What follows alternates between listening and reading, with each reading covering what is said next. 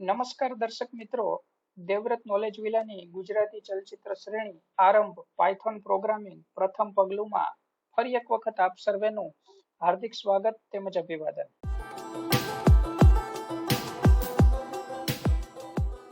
આજનો આપણો વિષય છે workflow setup for Python programming level 1 for beginners. એટલે કે આપણે આગળ વધીને જે કામ કરવા જઈ રહ્યા છીએ, પાયથોન શીખવા જઈ રહ્યા છીએ, તો એ પાયથોન શીખવા માટેનું કામ આપણે કઈ રીતે કરીશું, જેને આપણે નામ આપીએ છીએ વર્કફ્લો સેટઅપ. મિત્રો, છેલ્લે આપણે PyCharm નું ઇન્સ્ટોલેશન પૂરું કરી અને એક ડેમો જોયો હતો કે જેની અંદર મેઇન ફાઇલ ઓટોમેટિકલી જનરેટ થઈ હતી અને એ મેઇન ફાઇલ રન થતી હતી. તો આ મેઇન ફાઇલ જે છે અહીંયા એરો વાળું, એ એરો બટન ઉપર ક્લિક કરી અને આપણે રન કરી હતી અને અહીંયા હાઈ દેવવ્રત લખેલું આઉટપુટ આવેલું હતું અહીંથી પ્રિન્ટ સ્ટેટમેન્ટમાંથી. તો હવે અહીંથી આગળ વધીએ તો વર્કફ્લો સેટઅપની અંદર આપણે અલગ અલગ 2-3 રીતે કામ કરી શકીએ એમ છીએ. તો પેલા 2-3 ઓપ્શન જે છે જોઈ લઈએ અને પછીનો એમાંનો એકાદ અનુકૂળ ઓપ્શન જે હોય એ ઓપ્શન સાથે લઈ અને ભવિષ્યની ચલચિત્ર શ્રેણીમાં આપણે આગળ વધીશું. તો સૌથી પહેલા તો આપણે જ્યારેથી શરૂઆત કરી તો કમાન્ડ ફ્રોમ ની અંદરથી આપણે પાયથોન એક્સેસ કરેલું હતું. થોડા ફોન્ટ સાઇઝ અહીંયા મોટી કરી દઉં છું. તો આ કમાન્ડ ફ્રોમ નો વિન્ડો તમે CMD પ્રેસ કરીને ઓપન કરી શકો છો, જે તે ઓપરેટિંગ સિસ્ટમ લાઇનક્સ મેક યુઝ કરતા હો તો એ રીતે. બરાબર છે. તો અહીંયા હું લખું છું પાયથોન. તો અહીંયા મારું પાયથોન 3.11.4 એક્સેસ થઈ ગયું છે કે જે ક્યારે રિલીઝ થયેલું છે, જૂન 7, 2023 ની અંદર. તો હવે અહીંયા હું કોઈ એક સ્ટ્રિંગ ટાઈપ કરું છું કે વર્કફ્લો સેટઅપ, ડબલ કોટેશન ની અંદર આપણે લખીએ છીએ વર્કફ્લો સેટઅપ. તો એ વર્કફ્લો સેટઅપ નું આઉટપુટ આપણને મળી ગયું. બરાબર છે. બીજી એક રીતે કે આ થઈ કમાન્ડ પ્રોમ્પ્ટ માંથી. હવે આપણે જે આઈડી ઇન્સ્ટોલ કરેલું છે, આપણે શા માટે આઈડી ઇન્સ્ટોલ કર્યું એ પણ તમને ધીમે ધીમે સમજાઈ જશે કે આપણે કમાન્ડ પ્રોમ્પ્ટમાં ડાયરેક્ટ પ્રેક્ટિસ ન કરતા આઈડી સાથે શા માટે જઈએ છીએ. તો બીજો ઓપ્શન છે આઈડી ની અંદર આપણે ટર્મિનલ ઓપન કરી લઈએ. અત્યારે અહીંયા મારી મેઇન ફાઇલનું ટર્મિનલ ઓપન છે. બરાબર છે. રન ની સાથે સાથે બાજુમાં તમને મેઇન ફાઇલ અહીંયા દેખાઈ રહી છે. મેઇન ફાઇલને આપણે ક્લોઝ કરી દઈએ અને ટર્મિનલ ઉપર ક્લિક કરીએ. ડાબી સાઈડમાં જ્યાં નીચેની સાઈડ જે તમને અલગ અલગ ઓપ્શન દેખાઈ રહ્યા છે, એટલે કે left hand side bottom corner, તો સૌથી પહેલા છે પાયથોન કોન્સોલ, પછી પાયથોન પેકેજીસ, સર્વિસીસ અને ત્યાર પછી છે ટર્મિનલ. શોર્ટકટ થી પણ તમે એને Alt+F12 થી ટર્મિનલ ઓપન કરી શકો છો. ધીમે ધીમે જે રીતે તમે આગળ વધતા જશો ને પ્રેક્ટિસ કરતા જશો તો તમને શોર્ટકટ પણ યાદ રહી જશે. અત્યાર પૂરતું હાલ તમે UI નો યુઝ કરી ટર્મિનલ ઓપન કરી અને ટર્મિનલ માં આવશો તો ઓટોમેટિકલી વર્ચ્યુઅલ એન્વાયરમેન્ટ ની અંદર જે આપણું PyCharm ના સેટઅપ વખતે ક્રિએટ થયું હતું એ venv વર્ચ્યુઅલ એન્વાયરમેન્ટ છે આપણું. ત્યાર પછીનો પાથ જે બતાવે છે સી ડ્રાઈવ ની અંદર યુઝર્સ ની અંદર ધ્રુવી, એની અંદર PyCharm પ્રોજેક્ટ્સ અને એની અંદર આપણો પ્રોજેક્ટ છે આરંભ. તો એની અંદર આપણે લખીશું પાયથોન.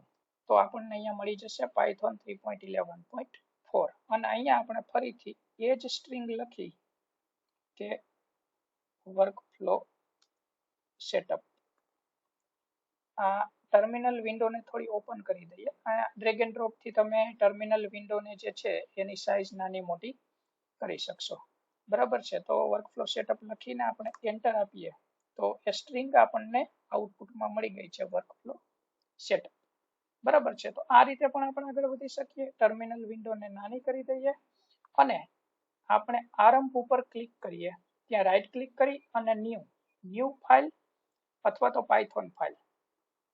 જો તમે ન્યૂ ફાઇલ સાથે જાઓ તો અહીંયા તમારે ન્યૂ ફાઇલનું નામ લખવાનું રહેશે. દેવવ્રત.py નામ હું આપું છું.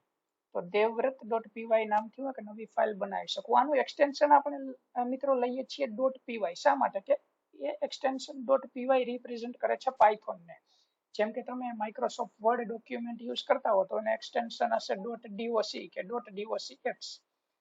PDF જો તમે કોઈ વાપરતા હશો તો એનું એક્સટેન્શન હશે .pdf. નોટપેડ ની ફાઇલ વાપરતા હશો તો ત્યાં એનું એક્સટેન્શન હશે .txt. એ જ રીતે મિત્રો આપણે પાયથોન ની અંદર એક્સટેન્શન યુઝ કરીશું .py. તો દેવવ્રત.py આના ઉપર હું એન્ટર કરી અને એક py ફાઇલ જનરેટ કરી શકીશ. બીજું કે ન્યૂ ફાઇલ ની અંદર મારે ન જતા હું ફરીથી રાઈટ ક્લિક કરી ન્યૂ ની અંદર ફાઇલ ની બદલે હવે પાયથોન ફાઇલ એવો ઓપ્શન સિલેક્ટ કરું છું. તો અહીંયા મારે .py એક્સટેન્શન લખવાની જરૂર નથી. હું માત્ર દેવવ્રત લખીશ તો પણ એની મેળે .py એક્સટેન્શન લઈ લેશે મિત્રો. આને એન્ટર આપી અને ટ્રાય કરીએ તો દેવવ્રત .py નામની ફાઇલ નવી જનરેટ થઈ ગઈ. બરાબર છે. હવે આ ફાઇલને મારે રન કરવી હોય તો પ્રિન્ટ સ્ટેટમેન્ટની અંદર હું કોઈ સ્ટેટમેન્ટ લખું. ફરીથી અહીંયા આપણે લખીએ વર્ક ફ્લો સેટઅપ સક્સેસફુલ આવું લખી અને કરંટ ફાઇલની બાજુમાં જે એરો છે એ એરોની ઉપર ક્લિક કરીશ તો મને દેખાશે કે કઈ ફાઇલ રન થઈ રહી છે. બરાબર. અત્યારે મારી પાસે બે ફાઇલ છે main.py અને devrect.py. જે ફાઇલ ઉપર હું હોઈશ અને ક્લિક કરીશ તો એ ફાઇલ અહીંયા અત્યારે main.py બતાવે છે. બાજુમાં devrect.py ઉપર આવી અને એરો ઉપર હું મારું માઉસ લઈ જઈશ devrect.py બતાવશે. અને શોર્ટકટ તમને આશા રાખું છું કે દેખાઈ રહ્યો હશે કે Shift+F10. તો એ શોર્ટકટનો યુઝ કરીને પણ તમે આગળ વધી શકો. જે તે ફાઇલમાં કોઈ પણ લાઈન લખ્યા પછી Shift+F10 પ્રેસ કરીને તમે ફાઇલને રન કરી શકો. અત્યારે એરો બટન ક્લિક કરીએ તો ટર્મિનલની અંદર આપણને આઉટપુટ મળી ગયું હશે. devrect.py અહીંયા ટર્મિનલની અંદર દેખાઈ રહી છે. ટર્મિનલને થોડું નાનું મોટું કરીશું તો આ આપણું આઉટપુટ અહીંયા આપણને મળી ગયું વર્ક ફ્લો સેટઅપ સક્સેસફુલ. બરાબર છે મિત્રો. હવે તો મને મારી દ્રષ્ટિએ આ જે ત્રીજો ઓપ્શન છેલ્લે જોયો એ સરળ લાગે છે. શા માટે કે અહીંયા આપણે આપણી ફાઇલને જનરેટ કરીએ છીએ, નવી ફાઇલ બનાવીએ છીએ. તો જેટલા વિષયો આપણે શીખીશું એ દર વખતે નવી ફાઇલ જનરેટ કરતા જઈશું અને આપણો કોડ પણ ત્યાં ફાઇલમાં રહેશે. તો ભવિષ્યમાં પણ આપણને જ્યારે જરૂર પડે ત્યારે આ કોડ આપણે ફરીથી રન કરી શકીએ અથવા તો ફરીથી શીખવા માટે આ કોડને આપણે રિવિઝન કરી શકીએ. તો આપણે મને એવું લાગે છે કે આ ત્રીજા ઓપ્શન સાથે આગળ વધવું જોઈએ.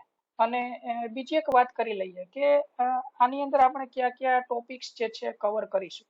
તો મિત્રો ટોપિક્સની અંદર જોવા જઈએ તો આપણે પહેલા તો બ્રાઉઝરમાં જતા રહીએ અને ત્યાંથી આપણે પાયથોન ડોક્યુમેન્ટેશન સર્ચ કરી લઈએ. બ્રાઉઝરની અંદર આપણે લખીશું પાયથોન ડોક્યુમેન્ટેશન. તો પાયથોન ડોક્યુમેન્ટેશનની લિંક અહીંયા મળી જશે. વર્ઝન બતાવે છે 3.11.4 કે જે લેટેસ્ટ આપણે ઇન્સ્ટોલ કરેલું છે એનું ડોક્યુમેન્ટેશન. મિત્રો કદાચ થોડું આગળ પાછળ હોય કે તમે ભવિષ્યમાં વિડીયો જોતા હો અને તમે 3.11.5 કે 6 અથવા તો 3.12 કે 3.13 કોઈ પણ પાયથોનનો વર્ઝન યુઝ કરતા હો તો તમે એના ડોક્યુમેન્ટેશન સાથે પણ આગળ વધી શકો છો. અથવા તો તમે જૂનું વર્ઝન કરી અને સાથે ચાલી શકો છો. એમાં કોઈ વધારે ફરક નથી. એ જ્યારે તમે પ્રોફેશનલ ડેવલપમેન્ટ્સમાં જોબ કરવા માટે જશો ત્યારે તમને એનું વેરિએશન ખ્યાલ આવશે. પણ હાલમાં શીખવા પૂરતું માટે વર્ઝન એકાદ બે પોઈન્ટ આગળ પાછળ થાય તો કોઈ ચિંતા કરવાની જરૂર નથી. રાઈટ ક્લિક કરીને ન્યૂ ટેબમાં ઓપન કરીએ તો અહીંયા બતાવશે વોટ્સ ન્યૂ ઇન પાયથોન 3.11 એટલે કે 3.10 કરતા 3.11 ની અંદર શું નવીનતમ વિષયો ટોપિક્સ એડ થયેલા છે એ.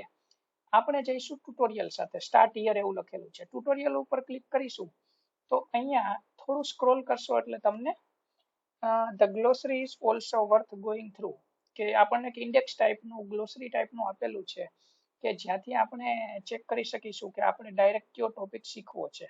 બરાબર છે. તો આ છે આપણી ઇન્ડેક્સ. તો વન બાય વન બધા ટોપિક્સ આપણે જોતા જઈશું. તો અત્યારે મિત્રો આપણે પહેલા તો જોઈએ કે આગળના જે ટોપિક્સ છે પહેલું અને બીજો યુનિટ એ થોડા થિયોરિટિકલ છે કે પાયથોન કઈ રીતે કામ કરે છે, પાયથોનની અંદર શું ઇનબિલ્ટ વસ્તુઓ છે તે. તો આપણે એ ન જોતા ડાયરેક્ટ ત્રીજા યુનિટ એટલે કે ત્રીજા ચેપ્ટરથી સ્ટાર્ટ કરીશું an informal introduction to Python unit number 3. અહીંથી આપણે શરૂઆત કરીશું. બરાબર છે મિત્રો. હવે તમને એ પણ પ્રશ્ન હશે કે અમે તો XYZ કોઈ યુનિવર્સિટીમાં કોઈ XYZ અભ્યાસક્રમમાં અભ્યાસ કરીએ છીએ કે ભાઈ હું તો આ યુનિવર્સિટીમાં BCAમાં અથવા તો આ યુનિવર્સિટીમાં એન્જિનિયરિંગમાં કે ડિપ્લોમામાં કે BScમાં અભ્યાસ કરું છું. તો ચિંતા કરવાની જરૂર નથી મિત્રો. આ ડોક્યુમેન્ટેશનની અંદર જેટલા ટોપિક છે એના કરતા ઓછા ટોપિક્સ તમારા અભ્યાસક્રમમાં હશે. તો નો ડાઉટ આ ડોક્યુમેન્ટેશનને આપણે ફોલો કરીશું તો 110% તમારા અભ્યાસક્રમના જે ટોપિક્સ છે કવર થઈ જશે. એટલે ચિંતા કરવાની જરૂર નથી. તમારો અભ્યાસક્રમ પણ કવર થઈ જશે અને સાથે સાથે પૂરેપૂરું પાયથોન તમને આ ડોક્યુમેન્ટેશન સાથે શીખવા મળશે. માત્ર પાયથોન માટે જ નહીં મિત્રો, ભવિષ્યમાં તમે કોઈ નવી લેંગ્વેજ શીખવા જાઓ તો કોઈ પણ લેંગ્વેજીસ શીખવા માટે પ્રોગ્રામિંગની અંદર તમારે જે તે લેંગ્વેજનું ડોક્યુમેન્ટેશન ફોલો કરવું, જેથી કરીને કોઈ ટોપિક શીખવાનો છૂટી ના જાય.